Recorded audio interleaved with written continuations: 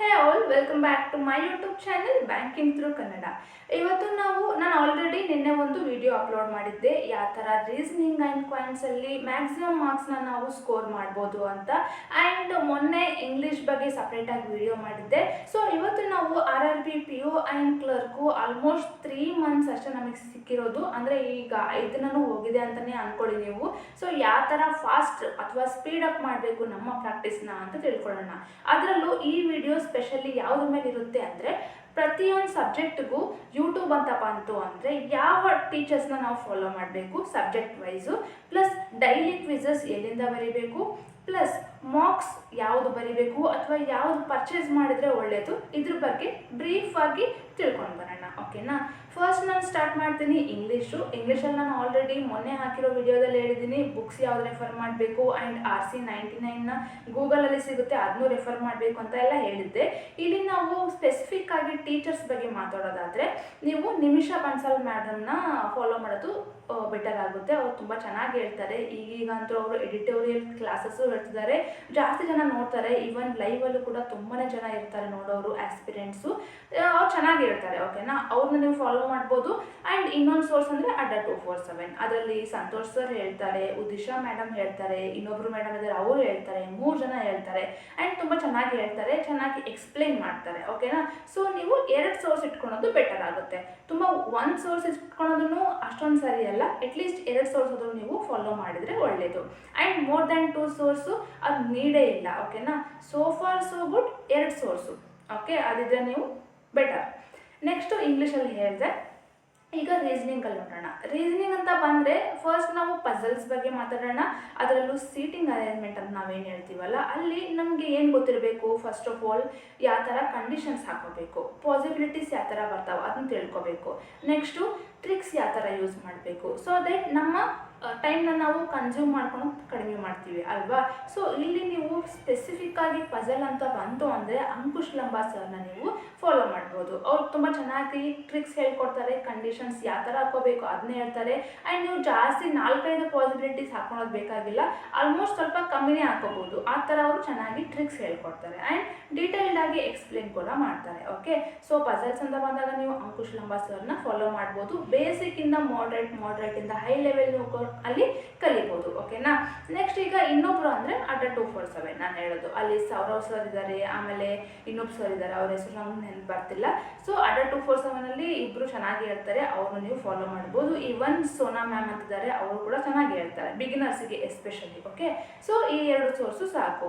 And ರೀಸನಿಂಗಲ್ಲಿ critical reasoning ಅಂತ ಬರುತ್ತೆ. And ಎರಡೆರಡು ಎಂತಾರಲ್ಲ ಪಾಸಿಬಿಲಿಟೀಸ್ ಅಥವಾ ಎರಡೆರಡು ಕಂಡೀಷನ್ಸ್ನ ತಗೊಂಡು ಪಝಲ್ಸ್ ಕೊಟ್ಟಿರ್ತಾರೆ. ಲೈಕ್ ಈಗ ಬ್ಲಡ್ ರಿಲೇಷನ್ನು ಪ್ಲಸ್ ನಾವು ಏನಂತಾರಲ್ಲ ಡೇಟ್ ಆಫ್ ಬರ್ತ್ ಇಟ್ಕೊಂಡು ಈ ಥರ, ಅಥವಾ ಇಸ್ವಿ ಕೊಟ್ಟಿರ್ತಾರೆ ಅಂದರೆ ಇಯರ್ ಕೊಟ್ಟಿರ್ತಾರೆ, ಅದು ಪ್ಲಸ್ ಬ್ಲಡ್ ರಿಲೇಷನ್ ಇಟ್ಕೊಂಡು ಈ ಥರ ಎರಡನ್ನೂ ಕಂಬೈನ್ ಮಾಡಿ ಒಂದು ಪಝಲ್ ಕೊಟ್ಟಿರ್ತಾರೆ. ಸೊ ಅದನ್ನ ನಾವು ಬಿಡ್ಸೋಕ್ಕೆ ಸ್ವಲ್ಪ ಜಾಸ್ತಿ ಯೋಚನೆ ಮಾಡಬೇಕಾಗುತ್ತೆ.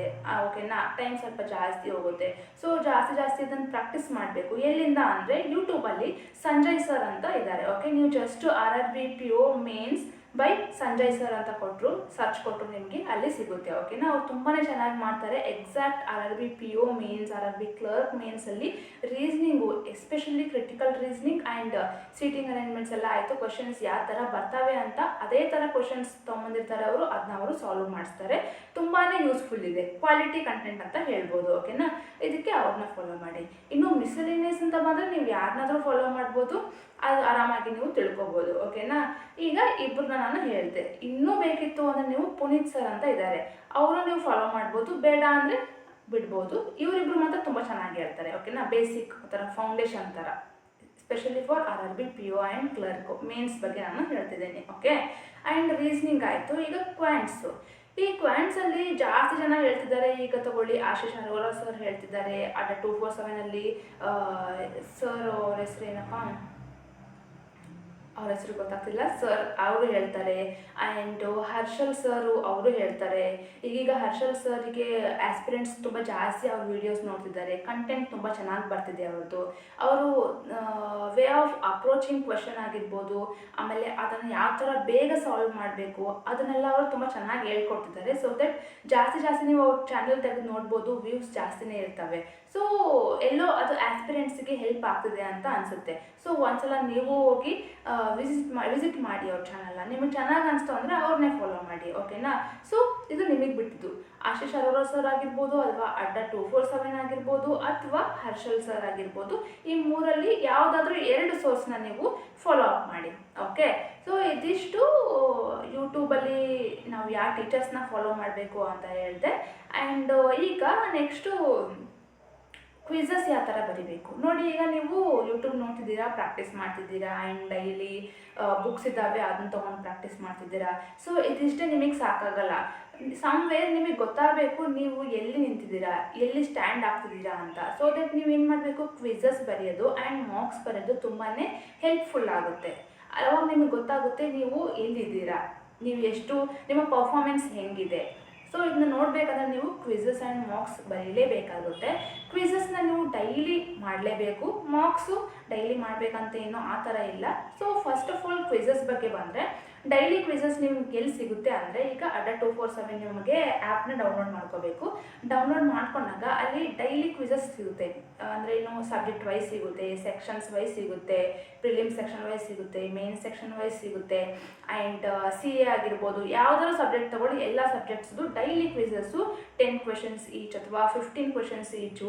ಆ್ಯಂಡ್ ಅಲಾಂಗ್ ವಿತ್ ದಟ್ ಅವರು ಟೈಮರ್ ಕೂಡ ಸೆಟ್ ಮಾಡಿರ್ತಾರೆ. ಸೊ ದಟ್ ನೀವು ಬೇಗನೆ ಸಾಲ್ವ್ ಮಾಡ್ಬೋದು.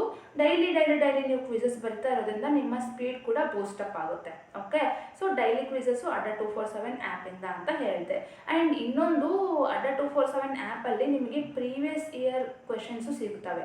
ಅಂದರೆ ಈಗ ನೋಡಿ, ಪ್ರೀವಿಯಸ್ ಇಯರ್ ಕ್ವೆಶನ್ಸ್ ಅಂದರೆ ಎಕ್ಸಾಕ್ಟ್ ಪ್ರೀವಿಯಸ್ ಇಯರ್ ಕ್ವೆಶನ್ಸ್ ಅಂತಲೇ ಎಲ್ಲೂ ಸಿಗಲ್ಲ. ಅದು ಮಾತ್ರ IBPS ಕಂಡಕ್ಟ್ ಮಾಡೋ ಎಕ್ಸಾಮ್ಸಲ್ಲಿ ಅಲ್ಲಿ ಏನು ಮೆಮೊರಿ ಬೇಸ್ಡ್ ಕ್ವೆಶನ್ಸ್ ಇರ್ತವೆ. ಅದು ಆಲ್ಮೋಸ್ಟ್ ಸೇಮೇ ಇರುತ್ತೆ, ಓಕೆನಾ. ನೀವು ಯಾವ ಥರ ಎಕ್ಸಾಮ್ ಹಿಂದೆ ಕೇಳಿರ್ತಾರಲ್ಲ ಅದೇ ಥರನೇ ಅವರು ಫ್ರೇಮ್ ಮಾಡಿರ್ತಾರೆ. ಅದು ಸಿಗುತ್ತೆ ಎಲ್ಲಿ ಅಂದರೆ, ಈಗ ಆ್ಯಪ್ ನೀವು ಡೌನ್ಲೋಡ್ ಮಾಡ್ಕೊಂಡ್ಮೇಲೆ ರೈಟ್ ಕಾರ್ನರ್ ಸೈಡ್ ಕೆಳಗಡೆ ಬಾಟಮ್ ಸೈಡಲ್ಲಿ ಲಾಸ್ಟು ಸ್ಟೋರ್ ಅಂತ ಇರುತ್ತೆ. ಸ್ಟೋರ್ ಅನ್ನೋದ್ರ ಮೇಲೆ ನೀವು ಕ್ಲಿಕ್ ಮಾಡಬೇಕು. ಬಟ್ ಅದಕ್ಕಿಂತ ಮುಂಚೆ ನೀವು ಬ್ಯಾಂಕಿಂಗ್ ಅಂತ ಸೆಲೆಕ್ಟ್ ಮಾಡಿರಬೇಕು. ಮೆನು ಸಿಗುತ್ತಲ್ಲ, ಅಲ್ಲಿ ಬ್ಯಾಂಕಿಂಗ್ ಸೆಲೆಕ್ಟ್ ಮಾಡಿದ್ಮೇಲೆ ಸ್ಟೋರಲ್ಲಿ ಬಂದು ಕೆಳಗಡೆ ಅಲ್ಲಿ ನೀವು ಕ್ಲಿಕ್ ಮಾಡಿದರೆ ಅಲ್ಲಿ ಟೆಸ್ಟ್ ಸೀರೀಸ್ ಅಂತ ಸಿಗುತ್ತೆ. ಅಲ್ಲಿ ನೀವು ಕ್ಲಿಕ್ ಮಾಡಬೇಕು. ಟೆಸ್ಟ್ ಸೀರೀಸ್ ಸಿಕ್ಕಾದ್ಮೇಲೆ ಅವಾಗ ನೀವು ಅದನ್ನು ಯಾವಾಗ ಕ್ಲಿಕ್ ಮಾಡ್ತಿರೋ ನಂಬರ್ ಆಫ್ ಟೆಸ್ಟ್ ಸೀರೀಸ್ ಕಾಣೋಕ್ಕೆ ಸ್ಟಾರ್ಟ್ ಆಗ್ತವೆ, ಓಕೆನಾ. ಅಲ್ಲಿ ನೀವು ಸ್ವಲ್ಪ ಸ್ಕ್ರೋಲ್ ಅಪ್ ಮಾಡಿದರೆ ಒಂದು ಬ್ಲೂ ಕಲರಲ್ಲಿ ಒಂದು ಸಿಗುತ್ತೆ ನಿಮಗೆ, ಪ್ರೀವಿಯಸ್ ಇಯರ್ ಕ್ವೆಶನ್ಸ್ ಅಂತ, ಅಥವಾ ಪ್ರೀವಿಯಸ್ ಇಯರ್ ಕ್ವೆಶನ್ಸ್ PDF ಈ ಥರ ಸಿಗುತ್ತೆ. ನೀವು ಅಲ್ಲಿ ಕ್ಲಿಕ್ ಮಾಡಿದರೆ ಅದು ಓಪನ್ ಆಗುತ್ತೆ. ಬಟ್ ಅಲ್ಲಿ ಏನಾಗುತ್ತೆ, ಬೈ ನೌ ಅಂತ ಅಂದರೆ ಪರ್ಚೇಸ್ ಮಾಡೋಕ್ಕೆ ಕೇಳುತ್ತೆ ಅದು. ಬಟ್ ಇಲ್ಲಿ ನಿಮಗೆ ಇದು ಫ್ರೀಯಲ್ಲಿ ಸಿಗುತ್ತೆ, ಡೋಂಟ್ ವರಿ. ಏನು ಮಾಡಬೇಕು, ನೀವು ಅಲ್ಲಿ ಬೈ ನೌ ಅಂತ ಇರ್ತಲ್ಲ ಅದ್ರ ಸ್ವಲ್ಪ ಮೇಲೆ ಕೂಪನ್ ಕೋಡ್ ಅಂತ ಇರುತ್ತೆ. ಕೂಪನ್ ಕೋಡಲ್ಲಿ ನೀವೇನು ಮಾಡಬೇಕು, ಜಸ್ಟ್ ಹ್ಯಾಕ್ ಅಂತ ಟೈಪ್ ಮಾಡಬೇಕು. HACK ಹ್ಯಾಕ್ ಅಂತ ಟೈಪ್ ಮಾಡಿ ನೀವು ಕೆಳಗಡೆ ನೋಡಿದ್ರೆ ಬೈ ನೌ ಪಕ್ಕಕ್ಕೆ ಇರುವಂಥ ಪ್ರೈಸು ಕಡಿಮೆ ಆಗಿರುತ್ತೆ, ಐ ಮೀನ್ 0 ತೋರಿಸುತ್ತೆ. ಸೊ ಫ್ರೀ ಆಫ್ ಕಾಸ್ಟಲ್ಲಿ ನಿಮಗೆ ಅದು ಸಿಗುತ್ತೆ. ಆವಾಗ ಬೈ ನೌ ಮೇಲೆ ಕ್ಲಿಕ್ ಮಾಡಿದ್ರೆ ನಿಮಗೆ ಏನು ಪ್ರೀವಿಯಸ್ ಇಯರ್ ಕ್ವೆಶನ್ಸು ಸಿಗ್ತವೆ, ಓಕೆನಾ. ಸೊ ಹ್ಯಾಕ್ ಅಂತ ನೀವು ಕೂಪನ್ ಕೋಡಲ್ಲಿ ಬರೆದ್ರೆ ಸಾಕಾಗುತ್ತೆ. ಇದು ಯಾವುದೋ ಪ್ರಮೋಷನ್ ವಿಡಿಯೋ ಅಲ್ಲ, ಜಸ್ಟ್ ನಾನು ನೋಡಿದೆ ಒಂದು ಸ್ವಲ್ಪ ಹೊತ್ತು ಮುಂಚೆನೇ ಅವ್ರು ಅಪ್ಲೋಡ್ ಮಾಡಿದ್ರು. ಸೊ ದಟ್ ನಿಮಗೂ ನೀವು ಹೆಲ್ಪ್ಫುಲ್ ಆಗುತ್ತೆ. ಪ್ರೀವಿಯಸ್ ಇಯರ್ ಕ್ವೆಶನ್ಸ್ನ ಬಿಡಿಸೋದ್ರಿಂದ ನಿಮಗೂ ಒಂದು ಐಡಿಯಾ ಸಿಗುತ್ತೆ ಅಂತ ನಾನು ಹೇಳ್ತಿದ್ದೀನಿ, ಓಕೆನಾ. ಇದಾಯಿತು. ಇನ್ನೊಂದು ಕಡೆ ಯಾವ ಪ್ಲ್ಯಾಟ್ಫಾರ್ಮು, ಒಂದು ಅಡ್ಡ 247 ಹೇಳಿದೆ ಡೈಲಿ ಕ್ವಿಝಸ್ಸಿಗೆ ಎಲ್ಲ ಸಬ್ಜೆಕ್ಟ್ನೂ ಇರುತ್ತೆ ಅಂತ ಹೇಳಿದೆ. ಈಗ ಸ್ಮಾರ್ಟ್ ಕ್ರೀಡಾ ತಗೊಳ್ಳಿ, ಅದರಲ್ಲೂ ಕೂಡ ಡೈಲಿ ಕ್ವಿಝಸ್ಸು ಸೆಕ್ಷನ್ ವೈಸು ಸಿಗುತ್ತೆ, ಸಬ್ಜೆಕ್ಟ್ಸ್ ವೈಸು ಸಿಗುತ್ತೆ. ನೀವು ಅಲ್ಲಿ ತಗೋಬೋದು. ಅಲ್ಲಿನೂ ಕೂಡ ಸೇಮ್ ನಾನು ಹೇಳಿದ್ನಲ್ಲ, ಅಡ್ಡ 247 ಹೆಂಗೆ ಸಿಗುತ್ತೋ ಇಲ್ಲಿ ಕೂಡ ಹಾಗೆ ಸಿಗುತ್ತೆ. 50+ ಇತ್ತು ಇವತ್ತು ನಾನು ಬೆಳಗ್ಗೆ ನೋಡಿದಾಗ ಡೈಲಿ ಕ್ವಿಝಸ್ಸು. ನೀವು ಡೈಲಿ ಮಾಡ್ತಾನೆ ಹೋಗ್ಬೋದು. 10 ಕ್ವಶನ್ಸ್ ಸಿಗ್ತವೆ, 15 ಕ್ವಶನ್ಸ್ ಸಿಗ್ತವೆ, ಟೈಮರ್ ಅಲೌಟ್ ಮಾಡಿರ್ತಾರೆ. ತುಂಬ ಹೆಲ್ಪ್ಫುಲ್ ಆಗುತ್ತೆ. ಡೈಲಿ ಕ್ವಿಝ್ನ ನೀವು ಮಿಸ್ ಮಾಡಬಾರ್ದು, ಓಕೆ. ಈಗ ಡೈಲಿ ಕ್ವಿಝಸ್ ಬಗ್ಗೆ ಆಯಿತು. ನೆಕ್ಸ್ಟ್ ಏನು ಮಾಡೋದು, ಈಗ ನೋಡಿ ಮಾರ್ಕ್ಸ್ ಬಗ್ಗೆ ಮಾತಾಡೋಣ. ಮಾರ್ಕ್ಸ್ ಅಂತ ಬಂದಾಗ ನೀವು ಹೌದು ಮಾರ್ಕ್ಸ್ ಕೊಡಲೇಬೇಕು. ಏಕೆಂದರೆ ಇದು ಎಷ್ಟು ಇಂಪಾರ್ಟೆಂಟ್ ಆಗುತ್ತೆ ಅಂದರೆ, ಬಟ್ ಐ ನೋ ಸ್ಟಾರ್ಟಿಂಗ್ ನೀವು ಮಾರ್ಕ್ಸ್ ಬರ್ತಿದ್ದೀರಾ ಅಂದರೆ ಮಾರ್ಕ್ಸ್ ಕಮ್ಮಿ ಬರ್ಬೋದು, ನೀವು ಡಿಮೋಟಿವೇಟ್ ಆಗುತ್ತೆ. ಸ್ಟಾರ್ಟಿಂಗ್ ಸ್ಟೇಜಲ್ಲಿ ಇದೆಲ್ಲ ಕಾಮನ್. ಓಕೆ, ಆ್ಯಂಡ್ ತುಂಬಾ ಕಮ್ಮಿ ಮಾರ್ಕ್ಸ್ ಬರ್ತವೆ ಸ್ಟಾರ್ಟಿಂಗ್ ಸ್ಟೇಜಲ್ಲಿ. ಬಟ್ ನೀವು ಅಲ್ಲಿ ಡಿಮೋಟಿವೇಟ್ ಆಗಬಾರ್ದು. ಇನ್ನು ಸ್ಟಾರ್ಟ್ ಮಾಡಿದಿರಲ್ವಾ, ಆಗುತ್ತೆ, ನೋ ಪ್ರಾಬ್ಲಮ್. ನೀವು ಎಲ್ಲಿ ಮಾರ್ಕ್ಸ್ ಅಂದರೆ ಯಾವ ಮಾರ್ಕ್ಸ್ನ ಪರ್ಚೇಸ್ ಮಾಡೋದು ಬೆಸ್ಟ್ ಅಂತ ನನಗೆ ಕೇಳಿದ್ರೆ, ಫಸ್ಟ್ ನಾನು ಹೇಳೋದು ಸ್ಮಾರ್ಟ್ ಕಿಡ. ಯಾಕೆ ನಾನು ಸ್ಮಾರ್ಟ್ ಕಿಡ ಕೇಳ್ತಿದ್ದೀನಿ ಅಂದರೆ, ಇವಾಗ ಅದರಲ್ಲಿ ಒಂದು 499 ನೀವು ಅಮೌಂಟ್ ಪೇ ಮಾಡಿದರೆ, ಅಲ್ಲ 449 ಇದೆ ಆ್ಯಕ್ಚುಲಿ.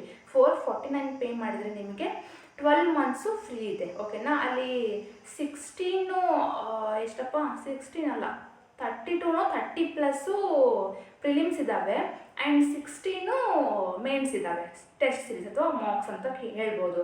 ಫುಲ್ ಲೆಂತು ಈಗ ಎಲ್ಲ ಸಬ್ಜೆಕ್ಟು ಬಂತು ಅದರಲ್ಲಿ. ಸೊ ಹಾಂ, ಪ್ರಿಲಿಮ್ಸಲ್ಲಿ 35 ಇದ್ದಾವೆ ಆ್ಯಂಡ್ ಮೇನ್ಸಲ್ಲಿ 16 ಇದ್ದಾವೆ. ಸೊ ಆರಾಮಾಗಿ ಮಾಡ್ಬೋದಲ್ವಾ ನೀವು, ಅದನ್ನ ನೀವು ಪರ್ಚೇಸ್ ಮಾಡ್ಕೋಬೋದು. ಯಾರಾದರೂ ಫ್ರೆಂಡ್ಸ್ ಇದ್ದರೆ ನೋಡಿ, ಇಬ್ಬರು ಸೇರಿ ಅದನ್ನ ಪರ್ಚೇಸ್ ಮಾಡ್ಬೋದು. 200+ ನಿಮಗೆ ಕಾಸ್ಟ್ ಆಗುತ್ತೆ. ಇದು ಅಫೋರ್ಡೆಬಲ್ ಅಂತ ನನಗೆ ಅನ್ನಿಸ್ತು. ಓಕೆನಾ, ಆ್ಯಂಡ್ ಫುಲ್ ಲೆಂತ್ ಮಾಕೆ ಇದು, ಎಲ್ಲ ಸಬ್ಜೆಕ್ಟ್ಸ್ ಇರುತ್ತೆ, ಇನ್ಕ್ಲೂಡ್ ಆಗಿರುತ್ತೆ. ಅದರಲ್ಲೇನು ನಿಮಗೆ ಕ್ವಶನೇ ಇರಲ್ಲ, ನೀವು ಡೌಟ್ ಪಡಬೇಡಿ. ಅದನ್ನ ಆರಾಮಾಗಿ ನೀವು 449 ನೀವು ಮಾಡ್ಕೊಳ್ಳೋದು ಬೆಸ್ಟ್ ಅಂತ ನನಗೆ ಅನಿಸುತ್ತೆ. ಅದು ಬಿಟ್ಟು ಜಾಸ್ತಿ ರೇಟಿನೂ ಇದ್ದಾವೆ, ಅದೇನು ಬೇಡ. RRB POದಲ್ಲೇ ಸಿಗುತ್ತೆ, ನೀವು ಒಂದ್ಸಲ ಸರ್ಚ್ ಮಾಡಿ ತಗೊಳ್ಳಿ. ಓಕೆ, ಅದಾದಮೇಲೆ ಈಗ ಪ್ರಾಕ್ಟೀಸ್ ಮಾಕಲ್ಲಿ ನೋಡಿದೆ ನಾನು, ಚೆಕ್ ಮಾಡಿ. ಅದರಲ್ಲಿ ಸ್ವಲ್ಪ ಕಾಸ್ಟ್ ಜಾಸ್ತಿ ಇದೆ. ಒಂದು 499 ತೋರಿಸ್ತು, ಒಂದು 1000+ ಏನೋ ತೋರಿಸ್ತು. ನೀವು ಬೇಕಂದರೆ ಅದನ್ನೂ ಕೂಡ ನೀವು ಮಾಡ್ಕೋಬೋದು. ಬಟ್ ಅದರಲ್ಲಿ ಏನು ಕಾಣ್ತು ಅಂದರೆ ನನಗೆ ಎಲ್ಲ ಇಡೀ ಬ್ಯಾಂಕಿಂಗ್ ಆಯಿತು, ಇನ್ಶೂರೆನ್ಸ್ ಆಯಿತು, ಆಮೇಲೆ ಈಗ ಬೇರೆ ಎಲ್ಲನೂ ಕ್ಲಬ್ ಮಾಡಿ ಒಂದು ಟೆಸ್ಟ್ ಸೀರೀಸ್ ಇದೆ, ಅಂದರೆ ಮಾಕ್ ಇದೆ. ನೀವು ಅದನ್ನ ಮಾಡೋಕ್ಕಿಂತ ಸ್ಮಾರ್ಟ್ ಕಿಡೋದು RRB PO ಅಂತಲೇ ಇದೆ, ಅದನ್ನ ತೊಗೊಳೋದು ಬೆಸ್ಟ್ ಅಂತ ಅನಿಸುತ್ತೆ. ನಿಮ್ಗೆ ಎರಡೂ ಅಫೋರ್ಡ್ ಮಾಡೋಕ್ಕಾಗುತ್ತೆ ಅಂದರೆ ಎರಡನ್ನೂ ಮಾಡ್ಕೊಳ್ಳಿ, ಮಾರ್ಕ್ಸ್ನ ನೀವು ಬರಿಬೋದು. ಓಕೆ, ಸೊ ಇದಿಷ್ಟು ಮಾರ್ಕ್ಸ್ ಬಗ್ಗೆ ಆಯಿತು. ಮತ್ತು ಬೇರೆ ಏನು ಮಾರ್ಕ್ಸ್ ತೊಗೊಳೋದು ಬೇಕಾಗಿಲ್ಲ, ಸಾಕು ಅಂತ ಅನಿಸುತ್ತೆ. ಇಫ್ ಇನ್ ಕೇಸ್ ನಿಮಗೆ ಅಡ್ಡ 247 ತೊಗೋಬೇಕು ಅನಿಸಿದ್ರು ಕೂಡ ನೀವು ಅಲ್ಲೋಗಿ ತೊಗೋಬೋದು. ಯಾಕೆಂದರೆ ಅಡ್ಡ 247 ಆಲ್ಮೋಸ್ಟು ಎಕ್ಸಾಮಲ್ಲಿ ಬರೋವಂಥ ಪೇಪರ್ ಹೆಂಗಿರುತ್ತೋ ಅದೇ ಥರ ಕ್ವೆಶನ್ಸ್ ಅದೇ ಲೆವೆಲಿಗೆ ಇರ್ತವೆ. ಜಾಸ್ತಿ ಜನ ಇದನ್ನು ರೆಕಮೆಂಡ್ ಮಾಡ್ತಾರೆ. ಓಕೆನಾ, ಅದು ತುಂಬ ಚೆನ್ನಾಗಿರುತ್ತೆ. ಅದೇ ಸ್ಮಾರ್ಟ್ ಕಿಡ ಅಂತ ಬಂತು ಅಂದರೆ ಅಲ್ಲಿ ಕೂಡ ಎಕ್ಸಾಕ್ಟ್ ಪೇಪರ್ ಲೆವೆಲೇ ಇರುತ್ತೆ. ಒಂಚೂರು ಹೈ ಲೆವೆಲೇ ಕೇಳ್ತಾರೆ ಹೊರತು ಕಮ್ಮಿ ಲೆವೆಲ್ ಕೇಳಲ್ಲ. ಸೊ ದಟ್ ನಿಮಗೆ ಅದು ಯೂಸ್ಫುಲ್ ಆಗುತ್ತೆ. ಸ್ವಲ್ಪ ಹೈ ಲೆವೆಲ್ ನೀವು ಪ್ರಾಕ್ಟೀಸ್ ಮಾಡ್ತಿದ್ದೀರಾ ಅಂದರೆ ಎಕ್ಸಾಮಲ್ಲಿ ಒಂಚೂರು ಕಮ್ಮಿ ಲೆವೆಲ್ ಬಂದರೂ ನೀವು ಮಾಡಿಬಿಡ್ತೀರಾ ಅಲ್ವಾ. ಸೊ ಸ್ಮಾರ್ಟ್ ಕಿಡ ತುಂಬಾ ಕಮ್ಮಿ ಇದೆ ಪ್ರೈಸ್, ತಗೊಳ್ಳಿ ಅದನ್ನು. ಓಕೆನಾ, ಆ್ಯಂಡ್ ಇದಿಷ್ಟು ಮಾರ್ಕ್ಸ್ ಬಗ್ಗೆ ಆಯಿತು. ಐ ಥಿಂಕ್ ಈಗ ನಿಮಗೆಲ್ಲ ಒಂದು ಕ್ಲಾರಿಟಿ ಬಂದಿರಬೇಕು. ಯೂಟ್ಯೂಬ್ ಟೀಚರ್ಸ್ ಬಗ್ಗೆ ಹೇಳಿದೆ, ಕ್ವಿಝಸ್ ಬಗ್ಗೆ ಹೇಳಿದೆ, ಮಾರ್ಕ್ಸ್ ಬಗ್ಗೆ ಹೇಳಿದೆ. ಆ್ಯಂಡ್ ಈಗ ಕ್ವಿಝಸ್ ಅಂತೂ ನೀವು ಡೈಲಿ ಬರಲೇಬೇಕು, ಅದರಲ್ಲೇನು ಬೇರೆ ಮಾತೇ ಇಲ್ಲ. ಬಟ್ ಮಾರ್ಕ್ಸ್ ಏನೋ ಪರ್ಚೇಸ್ ಮಾಡಿದ್ವಿ, ಯಾವ ಥರ ಅಂದರೆ ಎಷ್ಟು ದಿನಕ್ಕೊಮ್ಮೆ ಮಾರ್ಕ್ಸ್ ಬರೀಬೇಕು. ಈಗ ನೋಡಿ, ನೀವು ಏನಿಲ್ಲ ಅಂದ್ರೂ ಒಂದು ವಾರದಲ್ಲಿ 2 ರಿಂದ 3 ಮಾರ್ಕ್ಸ್ ಕೊಡೋಕ್ಕೆ ಟ್ರೈ ಮಾಡಿ ಅಟ್ಲೀಸ್ಟ್. ಓಕೆನಾ, ಸೊ ಸ್ವಲ್ಪ ಕಾನ್ಫಿಡೆನ್ಸ್ ನಿಮ್ಮದು ಬಿಲ್ಡಪ್ ಆಗುತ್ತೆ ಇವಾಗಿಂದನೇ ನೀವು ಬರೆಯೋಕ್ಕೆ ಸ್ಟಾರ್ಟ್ ಮಾಡಿದ್ರೆ. ಏನಂತಾರಲ್ಲ, ವಾರದಲ್ಲಿ 2 ಪ್ರಿಲಿಮ್ಸ್ ಕೊಡಿ, ವಾರದಲ್ಲಿ 1 ಮೇನ್ಸ್ ಕೊಡಿ, ಸಾಕು. ಆಮೇಲೆ ಉಳಿದಿರೋದೆಲ್ಲ ನಿಮ್ಮ ಪ್ರಿಪ್ರೇಷನ್ನಿಗೆ ಟೈಮ್ ಅಲಾಟ್ ಮಾಡಿ. ಓಕೆ, ಇದು ಮಾಡೋದ್ರಿಂದ ಬೆಸ್ಟ್ ಅಂತ ನನಗೆ ಅನಿಸುತ್ತೆ. ವಾರದಲ್ಲಿ 2 ಪ್ರಿಲಿಮ್ಸು, ವಾರದಲ್ಲಿ 1 ಮೇನ್ಸು. ಅಟ್ಲೀಸ್ಟ್ ಈ ಮಂತ್ ನೀವು ಬಿಟ್ಬಿಡಿ, ಬೇಕಿದ್ರೆ ಆಗ್ತಿಲ್ಲ ಅಂದರೆ ಬಿಟ್ಬಿಡಿ. ಜೂನಿಂದ ಕಂಟಿನ್ಯೂಸ್ ಆಗಿ ನೀವು ಮಾರ್ಕ್ಸ್ ಕೊಡಲೇಬೇಕು. ಓಕೆನಾ, ಅಲ್ಲಿ ನೀವು ಅವಾಯ್ಡ್ ಮಾಡೋಂಗಿಲ್ಲ. ಆ್ಯಂಡ್ ಜುಲೈಯಿಂದ ಬಂತು ಅಂದರೆ ಜಾಸ್ತಿ ನೀವು ಇನ್ನೂ ಕಲಿತಾ ಇದ್ದೀನಿ, ಇನ್ನೂ ಟಾಪಿಕ್ಸ್ನ ಕಲಿತಾ ಇದ್ದೀನಿ, ಅದ್ರ ಬಗ್ಗೆ ನೀವು ಜಾಸ್ತಿ ಟೈಮ್ ಕೊಡಬಾರ್ದು. ಈಗ ಮೇ ಜೂನ್ ಅನ್ನೋಷ್ಟೊತ್ತಿಗೆ ನಿಮ್ಮದೆಲ್ಲ ಪ್ರಾಕ್ಟೀಸ್ ಮಾಡೋದು ಮುಗಿದಿರಬೇಕು. ಜುಲೈಯಲ್ಲಿ ಬಂದಾಗ ಬರೀ ಕ್ವಿಝಸ್ ಬರೆಯೋದು, ಬರೀ ಮಾರ್ಕ್ಸ್ ಬರೆಯೋದು, ಇದ್ರ ಮೇಲೆ ನೀವು ಫೋಕಸ್ ಮಾಡಬೇಕು. ಓಕೆನಾ, ಅಲ್ಲಿ ಇನ್ನೂ ನಾನು ಪ್ರಾಕ್ಟೀಸ್ ಮಾಡ್ತಿದ್ದೀನಿ ಅಂದರೆ ಅದು ತಪ್ಪಾಗುತ್ತೆ. ಆ್ಯಂಡ್ ನಾನು ಕಂಪ್ಯೂಟರ್ ಅವೇರ್ನೆಸ್ ಬಗ್ಗೆ ಹೇಳಿಲ್ಲ ಅಲ್ವಾ. ಕಂಪ್ಯೂಟರ್ ಅವೇರ್ನೆಸ್ ಬಗ್ಗೆ ನಾನು ಎಷ್ಟೊಂದು ಸಲ ಹೇಳಿದ್ದೀನಿ, ಅಂದ್ರೂ ಎಷ್ಟೊಂದು ಜನ ಕಮೆಂಟ್ ಬಾಕ್ಸಲ್ಲಿ ಅದೇ ಕೇಳ್ತಿರ್ತೀರ, ಕಂಪ್ಯೂಟರ್ ಅವೇರ್ನೆಸ್ಗೆ ಹೇಳಿ ಅಂತ. ನೋಡಿ, ಅರೋರಾ ಎಜುಕೇಟರ್ ಅಂತ ಒಂದು ಯೂಟ್ಯೂಬ್ ಚಾನಲ್ ಇದೆ. ಅಲ್ಲಿ ಎಷ್ಟೊಂದು ಜನ ಅದನ್ನ ಸಬ್ಸ್ಕ್ರೈಬ್ ಮಾಡ್ಕೊಂಡಿದ್ದಾರೆ. ತುಂಬಾ ಕ್ವಾಲಿಟಿ ಕಂಟೆಂಟ್ ಇದೆ. ಅವರು ಎಕ್ಸಾಕ್ಟ್ ಕ್ವಶನ್ಸ್ ಯಾವ ಥರ ಕೇಳ್ತಾರೆ ಅವನ್ನೇ ಪ್ರಾಕ್ಟೀಸ್ ಮಾಡ್ತಾರೆ. ಆ್ಯಂಡ್ MCQ ಬೇಸ್ಡ್ ಮೇಲೆ ಹೇಳ್ತಾರೆ. ನಾವು ಅದನ್ನು ನೋಟ್ಸ್ ಮಾಡ್ಕೊಂಡು ಓದಿದ್ರೆ ತುಂಬಾ ಬೆನಿಫಿಷಿಯಲ್ ಇದೆ. ಓಕೆನಾ, ಅವರ ಒಂದು ಪ್ಲೇ ಲಿಸ್ಟ್ ಇದೆ, RRB PO ಆ್ಯಂಡ್ ಕ್ಲರ್ಕ್ ಅಂತ. 89 ಅಂದರೆ 90+ ವೀಡಿಯೋಸಲ್ಲಿ ಇದ್ದಾವೆ. ನೀವು ಅದಿಷ್ಟು ವೀಡಿಯೋಸ್ನ ಕಂಪ್ಲೀಟ್ ಮಾಡಿದರೆ ಬರ್ಕೊಳ್ಳಿ, 40 ಔಟ್ ಆಫ್ 40 ನಿಮಗೆ ಬಂದೇ ಬರುತ್ತೆ. ಓಕೆನಾ, ಐ ಮೀನ್ ಅಲ್ಲಿ 0.5 ಮಾರ್ಕ್ಸ್ ಬರುತ್ತಲ್ವ. ಸೊ 40 ಕ್ವಶನ್ಸ್ ಮಾಡಿದ್ರೆ ನಿಮಗೆ 20 ಮಾರ್ಕ್ಸು. ಸೊ 20 ಮಾರ್ಕ್ಸ್ ನೀವು ಆರಾಮಾಗಿ ತೊಗೋಬೋದು, ಅದರಲ್ಲಿ ಡೌಟೇ ಇಲ್ಲ. ಓಕೆ, ಸೊ ಸೊ ಅವರ ಯೂಟ್ಯೂಬ್ ಚಾನಲ್ನ ನೀವು ಅಲ್ಲಿ ಸರ್ಚ್ ಮಾಡಿದ್ರೆ ನಿಮಗೆ ಸಿಗುತ್ತೆ. ಅವ್ರದ್ದು ಅಂತೂ ಮೋರ್ ದೆನ್ ಎನಫ್. ನಿಮಗೆ ಬೇರೆ ಯಾವ PDF ಬೇಕಾಗಿಲ್ಲ, ಬೇರೆ ಯಾವ ಟೀಚರ್ಸ್ ಬೇಕಾಗಿಲ್ಲ, ಬೇರೆ ಯಾವ ಬುಕ್ಸ್ನೂ ಬೇಕಾಗಿಲ್ಲ. ಬಟ್ ನೀವು ನೋಟ್ಸ್ ಮಾಡ್ಕೊಳ್ಳೇಬೇಕು, ಮಸ್ಟ್ ಆ್ಯಂಡ್ ಶುಡ್. ಆ್ಯಂಡ್ ಅದನ್ನ ರಿವೈಸ್ ಮಾಡಬೇಕು. ಓಕೆನಾ? ರಿವೈಸ್ ಮಾಡಿದ್ರೆ ಜಾಸ್ತಿ ನೆನಪಿರುತ್ತೆ. ಇಲ್ಲಾಂದರೆ ಕಂಪ್ಯೂಟರ್ ಅವೇರ್ನೆಸ್ಸು ಹೆಂಗೆ ಅಂದರೆ ಅಲ್ಲಿ ಜಾಸ್ತಿ ನಮಗೆ ಏನಂತಾರಲ್ಲ ಕನ್ಫ್ಯೂಷನ್ ಆಗುತ್ತೆ ಕ್ವೆಶನ್ಸಲ್ಲಿ. ಎಂಟರ್ ಹಾಕ್ಲೋ ಅಥವಾ ಕಂಟ್ರೋಲ್ ಸಿನೋ ಅಥವಾ ಶಿಫ್ಟ್ ಸಿನೋ ಈ ಥರ ಜಾಸ್ತಿ ಕನ್ಫ್ಯೂಸ್ ಆಗುತ್ತೆ. ಆ್ಯಂಡ್ ಎಕ್ಸಾಮಲ್ಲಿ ಜಾಸ್ತಿ ಕನ್ಫ್ಯೂಸಿಂಗ್ ಆಪ್ಷನ್ಸ್ ಕೊಟ್ಟಿರ್ತಾರೆ. ನಿಯರ್ಲಿ ಯಾವುದು ರಿಲೇಟ್ ಆಗುತ್ತೋ ಆ ಥರ ಆಪ್ಷನ್ಸ್ ಕೊಟ್ಟಿರ್ತಾರೆ. ಕ್ಲೋಸ್ ಇರೋಂಥ ಆಪ್ಷನ್ಸ್ ಕೊಟ್ಟಿರ್ತಾರೆ. ನಾವು ತುಂಬಾ ವೈಸಾಗಿ ಟಿಕ್ ಮಾಡಬೇಕಾಗುತ್ತೆ. ನೀವು ಇನ್ ಕೇಸ್ ನೀವು ರಿವಿಷನ್ ಮಾಡಿಲ್ಲ ಅಂತ ಅಂದ್ಕೊಳ್ಳಿ, ಆವಾಗ ನೀವು ಏನಾಗುತ್ತೆ ಕನ್ಫ್ಯೂಸ್ ಆಗಿ ಬೇರೆ ಆನ್ಸರ್ ಹಾಕ್ಬಿಡ್ತೀರ. ಆ ಥರ ಆಗೇ ಆಗುತ್ತೆ, ನನಗೂ ಆಗಿತ್ತು. ಓಕೆ, ಸೊ ಅದನ್ನ ಮಾಡಬಾರ್ದಂದ್ರೆ ನೀವು 2 ರಿಂದ 3 ಸಲ ಜಾಸ್ತಿ ನೀವು ರಿವಿಷನ್ ಮಾಡಬೇಕು. ಓಕೆನಾ? ಆ್ಯಂಡ್ ಇದಿಷ್ಟು ಆಯಿತು. ಜನರಲ್ ಅವೇರ್ನೆಸ್ಸು ನೋಡ್ರಿ. ಜನರಲ್ ಅವೇರ್ನೆಸ್ ಅಂತ ಬಂದಾಗ ನಾನು ಫುಲ್ಲು ಅಡ್ಡ 247 ಬರೋಂಥ ಆಶೀಶ್ ಗೌತಮ್ ಸರು ಬೆಳಗ್ಗೆ ಏನು 7 ಗಂಟೆ ಕ್ಲಾಸ್ ಹೇಳ್ತಾರಲ್ಲ ಅದನ್ನ ತುಂಬಾ ಫಾಲೋ ಮಾಡ್ತಿದ್ದೆ. ನನಗೆ ತುಂಬಾ ಬೆಸ್ಟ್ ಅನಿಸ್ತಿತ್ತು. ರಿವಿಷನು ಆಗ್ತಿತ್ತು ಹಿಂದಿನ ಕ್ಲಾಸಿಂದು, ಪ್ಲಸ್ ನೆಕ್ಸ್ಟ್ ಕ್ಲಾಸ್ದು ನಮಗೆ ಕಂಟೆಂಟು ಸಿಗ್ತಿತ್ತು. ನನಗದು ಎನಫ್ ಅಂತ ಅನಿಸ್ತಿತ್ತು. ಆ್ಯಂಡ್ ನಮ್ಮ ಫ್ರೆಂಡ್ಸು ಅಂದರೆ ನನ್ನ ಜೊತೆ ಒಬ್ಬ ಫ್ರೆಂಡು ಸೆಲೆಕ್ಟ್ ಆಗಿದ್ದಾರೆ RRBPO. ಅವರು ಅಭಿಜಿತ್ ಮಿಶ್ರಾ ಸರ್ನ ಫಾಲೋ ಮಾಡ್ತಿದ್ರು. ಅವ್ರು ಹೇಳೋಂಥ ಕಂಟೆಂಟು ತುಂಬಾ ಚೆನ್ನಾಗಿದೆ, ಕ್ವಾಲಿಟಿ ಕಂಟೆಂಟ್ ಇದೆ. ಸೊ ನೀವು ಅವ್ರನ್ನೂ ರೆಫರ್ ಮಾಡ್ಬೋದು. ಆ್ಯಂಡ್ ನಾನು ಪರ್ಚಮ್ ಕ್ಲಾಸಸ್ ಅಂತ ಹೇಳಿದೆ, ಅಲ್ಲಿ ಮಂತ್ಲಿ ಆದರೂ ನೀವು ವೀಡಿಯೋಸ್ ನೋಡಿ. ಯಾಕಂದರೆ 1 hour ಪ್ಲಸ್ ಇರುತ್ತೆ ವೀಡಿಯೋ. ಡಿಫ್ರೆಂಟ್ ಕ್ಯಾಟಗರೀಸಲ್ಲಿ ಅದನ್ನು ಡಿವೈಡ್ ಮಾಡಿರ್ತಾರೆ. ನಾನು ಆಲ್ರೆಡಿ ಹೇಳಿದ್ದೀನಿ, ಸ್ಟೇಟ್ ಬೇರೆ, ನ್ಯಾಷನಲ್ ನ್ಯೂಸ್ ಬೇರೆ, ಇಂಟರ್ನ್ಯಾಷನಲ್ ನ್ಯೂಸ್ ಬೇರೆ, ಆಮೇಲೆ ಸ್ಪೋರ್ಟ್ಸ್ ನ್ಯೂಸ್ ಬೇರೆ, ಈ ಥರ ಡಿಫ್ರೆಂಟ್ ಕ್ಯಾಟಗರಿಯಲ್ಲಿ ಅವರು ಮಾಡಿ 1 ಮಂತ್ದು ಕಂಪ್ಲೀಟಾಗಿ 5-6 ವೀಡಿಯೋಸ್ನ ತೊಗೊಂಡು ಬರ್ತಾರೆ. So that it will be helpful. Okay, ನಿಮ್ಗೆ ರಿವೈಸ್ ಮಾಡಬೇಕು ಅಂದರೆ ತುಂಬಾ ಹೆಲ್ಪ್ಫುಲ್ ಆಗುತ್ತೆ ಅದು. ಓಕೆ, ಸೊ ಇದಿಷ್ಟು ಜನರಲ್ ಅವೇರ್ನೆಸ್ ಬಗ್ಗೆ ಆಯಿತು. ಆ್ಯಂಡ್ ಇನ್ನೊಂದು ಏನು ಹೇಳಬೇಕು ಅಂದರೆ, ನೀವು ಎಷ್ಟು ರಿವೈಸ್ ಮಾಡ್ತೀರಾ ಅಷ್ಟು ಒಳ್ಳೆಯದು. ಈಗ ನೋಡಿ, ಏನಂದರೆ ಈಗ ಯಾರನ್ನಾದ್ರೂ ನೀವು ನೋಡಿರ್ತೀರ ಅಂದ್ಕೊಳ್ಳಿ, ನಿಮ್ಮ ಮನೆಯವ್ರನ್ನೇ, ಫ್ಯಾಮಿಲಿ ಮೆಂಬರ್ಸ್ನ ನೀವು ನೋಡಿದಾಗ ನಿಮ್ಗೆ ಅಷ್ಟೊಂದು ಯಾರ್ಯವರು ಆ ಥರ ಎಲ್ಲ ಅನಿಸಲ್ಲ. ಅದು ನಿಮಗೆ ಅಭ್ಯಾಸ ಆಗಿಬಿಟ್ಟಿರುತ್ತೆ. ಅದೇ ನೀವು ಯಾರೋ ಒಬ್ಬನ ನೋಡಿ ಮಾತಾಡ್ಸಿರ್ತೀರ, ಆಮೇಲೆ ಅವರು 1 ವರ್ಷ ಅಥವಾ 2 ವರ್ಷ ಬಿಟ್ಟು ಬಂದಿರ್ತಾರೆ ಅಂದ್ಕೊಳ್ಳಿ. ಅವಾಗ ಅವ್ರನ್ನ ನೀವು ನೋಡಿದ ತಕ್ಷಣ ನೀವು ಅಷ್ಟು ಬೇಗನೆ ಫ್ಲ್ಯಾಶ್ ಆಗುತ್ತಾ? ಆಗಲ್ಲ. ಯಾಕೆಂದರೆ ನೀವು ಅವ್ರನ್ನ ಡೈಲಿ ನೋಡಿಲ್ಲ ಅಲ್ವಾ? ಸೊ ನಿಮಗೆ ಅಲ್ಲಿ ಸ್ವಲ್ಪ ಕನ್ಫ್ಯೂಸ್ ಆಗುತ್ತೆ. ಇವನ್ನೆಲ್ಲೋ ನೋಡಿದ್ನಲ್ಲ, ಹಾಂ ಹೌದು ನೋಡಿದ್ದೀನಿ, ಈ ಥರ ಆಗುತ್ತೆ. ಅದೇ ಥರನೇ ಎಕ್ಸಾಮಲ್ಲೂ ಕೂಡ. ಈಗ ನೀವು ಡೈಲಿ ರಿವೈಸ್ ಮಾಡಿದ್ರಿ ಅಂದರೆ ನಿಮಗೆ ಅದು ಅಭ್ಯಾಸ ಆಗಿರುತ್ತೆ. ನಿಮಗೆ ಅವನು ಕ್ವಶನ್ ನೋಡಿದ ತಕ್ಷಣ ಆನ್ಸರ್ ಸಿಗುತ್ತೆ. ನೀವು ರಿವೈಸೇ ಮಾಡಿಲ್ಲ, ಒಂದೇ ಸಲ ಓದಿ ಬಿಟ್ಟಿದ್ದೀರಾ ಅಂದರೆ ಅವಾಗ ಅನಿಸುತ್ತೆ ಆಪ್ಷನ್ಸ್ ನೋಡಿ, ಹಾಂ ಇದು ನಾನು ಓದಿದ್ದೆ, ಏನೋ ಇತ್ತು ಆನ್ಸರ್, ಈ ಥರ ಅನಿಸುತ್ತೆ. ಅದೇ ಅಷ್ಟೇ. ಸೊ ಎಷ್ಟು ರಿವೈಸ್ ಮಾಡ್ತೀರಾ ಅಷ್ಟು ಒಳ್ಳೆಯದು. ಓಕೆನಾ? ಆ್ಯಂಡ್ ಇದಿಷ್ಟೇ. ಇನ್ನು ಮತ್ತೆ ಜಾಸ್ತಿ ಏನಿಲ್ಲ ಅಂತ ಅನ್ಕೋತೀನಿ. ಸೊ ಇದಿಷ್ಟು ನೀವು ತಲೆಯಲ್ಲಿ ಇಟ್ಕೊಂಡು ಪ್ರಾಕ್ಟೀಸ್ ಮಾಡಿ. ಟೈಮ್ ತುಂಬಾ ಕಮ್ಮಿ ಇದೆ, ಚೆನ್ನಾಗಿ ಪ್ರಾಕ್ಟೀಸ್ ಮಾಡಿ. ಓಕೆನಾ? And that's it. ಮತ್ತೆ ನೆಕ್ಸ್ಟ್ ವಿಡಿಯೋಲಿ ಸಿಗೋಣ. ಟೇಕ್ ಕೇರ್, ಬಾಯ್.